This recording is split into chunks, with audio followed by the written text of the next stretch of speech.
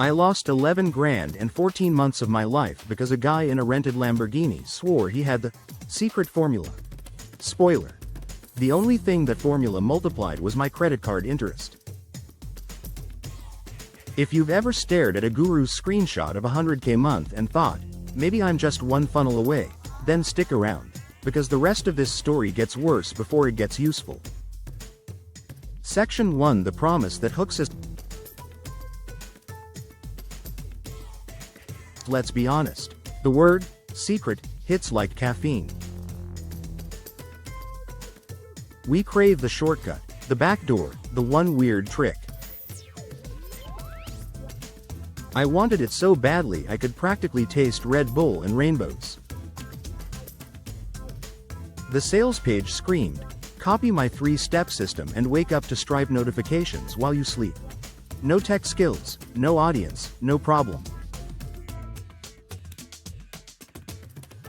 I punched in my card details faster than a Black Friday shopper. $3,700 gone. Then came the upsells. The VIP mastermind, the private Slack, the lifetime updates. Another $7,300.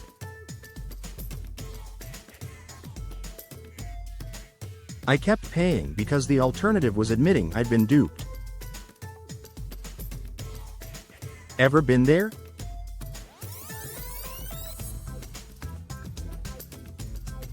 You're not stupid, you're human. Our brains are wired to conserve energy. A plug-and-play template feels safer than figure it out by failing a lot. Gurus know this.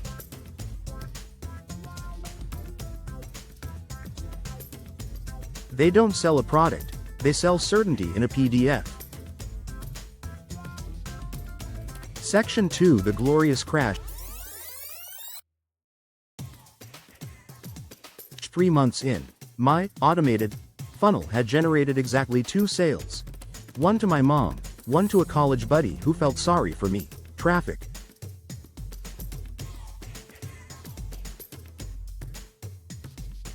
Zero.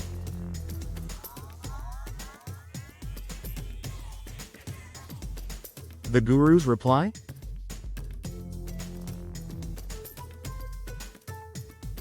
You're not dreaming big enough, bro. Raise your vibrational frequency.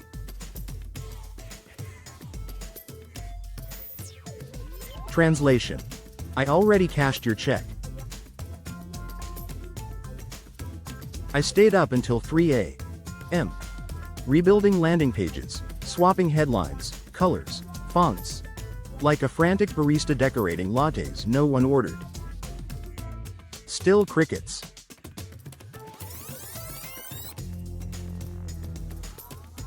Meanwhile, the guy who sold me the course posted another screenshot, this time from a private jet.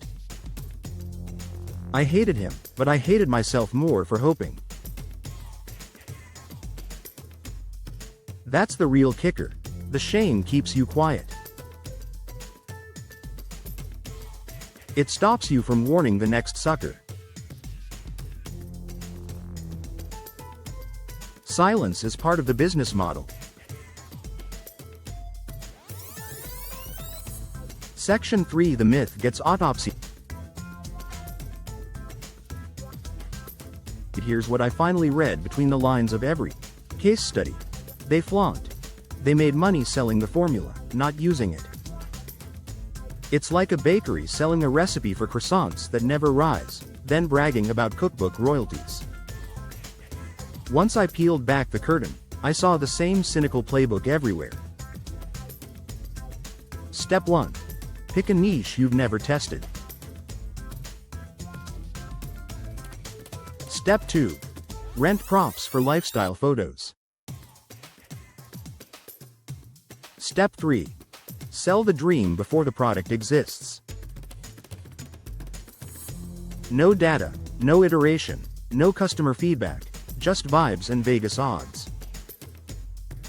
Real businesses don't work that way. Edison tested 6,000 filaments before he sold a single light bulb. Amazon lost money for 7 straight years while Bezos told shareholders to stay calm. Even the iPhone started as a clunky prototype. Success is a cemetery of broken prototypes, not a unicorn downloaded from Gumroad. Section 4: The Data-Driven Pivot. So I killed the funnel.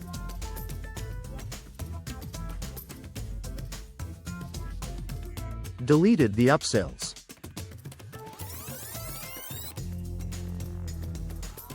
Started over with one metric. Did a stranger hand me money today? If not, why not?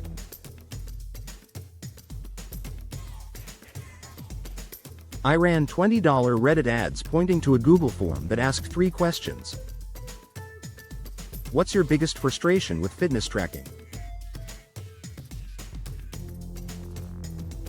What have you tried?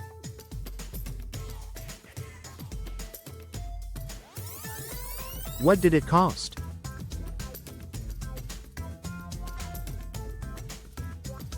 In 48 hours I had 200 answers. Turns out people didn't want another app. They wanted a human to text them, "Get off your butt," every morning. I built a $5 a day text reminder service. First week, 7 customers. Tiny, but real.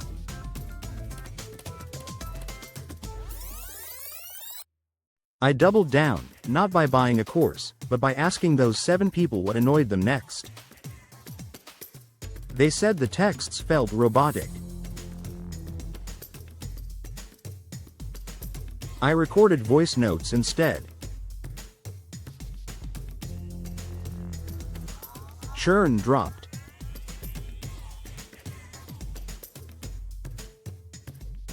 Revenue compounded.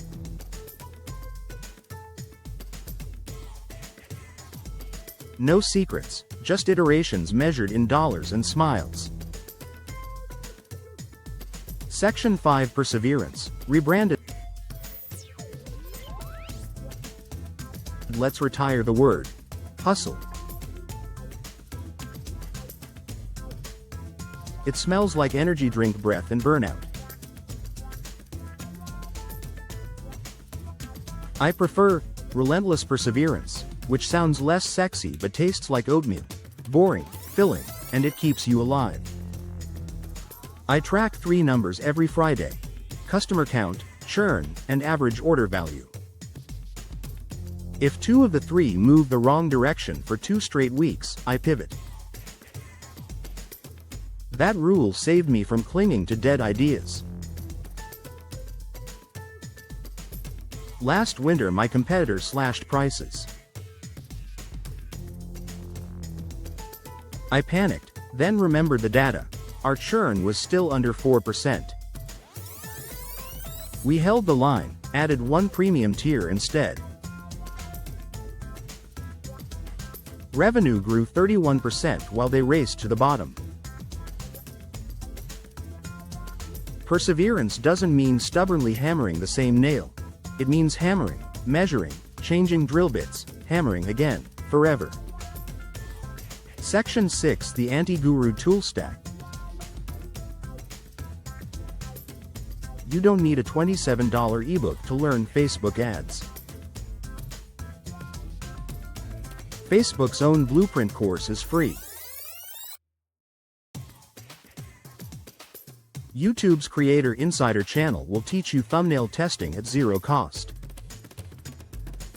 Google Scholar will show you peer-reviewed conversion rate studies. The only paid tool I swear by is a $12 monthly Google Sheets add-on that auto-pulls ad stats so I can pivot table my face off on Sunday mornings. Everything else is noise.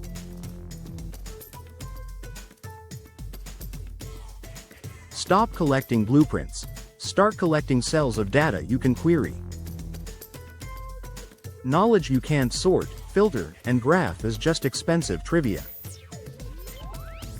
If this is starting to feel like permission to stop buying garbage and start running experiments, smash subscribe.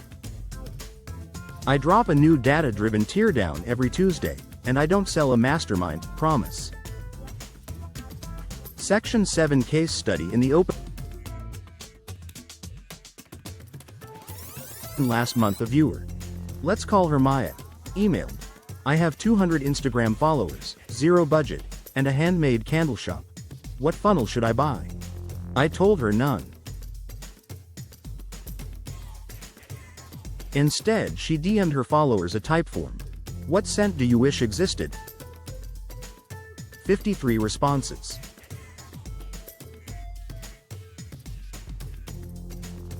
Top answer. Something that smells like the library of my childhood. She brewed a cedar vanilla paper scented candle, posted the pour video, sold out 20 units in 24 hours. Cost. Wax she already owned plus 30 minutes pulling strangers. Revenue. $280. Profit. About 200. She reinvested half, repeated the cycle, and is now averaging 4 candles a day. No secret, just asking, listening, shipping, measuring, repeating. Section 8 Your brain on iteration. Here's the mental reframe that finally clicked. Treat every launch like a scientist treats a petri dish. You're not praying for mold. You're expecting to see what grows, then tweaking the temperature. Once I believed that, failure stopped feeling like a verdict and started feeling like data. The emotion didn't vanish. My stomach still drops when an ad flops, but now the drop lasts 5 minutes, not 5 days. I open the dashboard, label the row, test 23, move on. The faster you can turn heartbreak into a cell in a spreadsheet, the quicker you can turn that cell into a green number bigger than the one above it. Section 9 The one question to ask before your next purchase. Next time a flashing headline promises passive income, pause and ask, does this person make more money from teaching the method than from doing the method? If the answer is yes, close the tab. Your wallet will thank you, and your ego will too, because nothing bruises confidence like funding someone else's Lamborghini rental. Instead, send me the $49 you just saved, and I'll ship you a candle that smells like cedar, vanilla, and freshly printed spreadsheets. Kidding.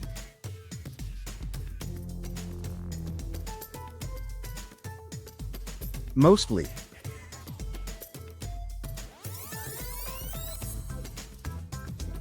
Conclusion. Send off. The secret formula is a lie because success isn't a locked vault, it's a public library. The admission fee is curiosity, the overdue fine is stubbornness, and the only banned book is the one you never open.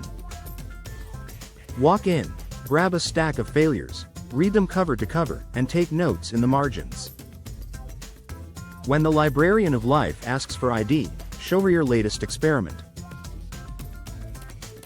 Mine's a Google sheet titled, Test 41, Row 812, Cell F. Churn down to 3.7%. Your library card is already in your wallet. It looks suspiciously like a debit card for $20 of Reddit ads. Go swipe it.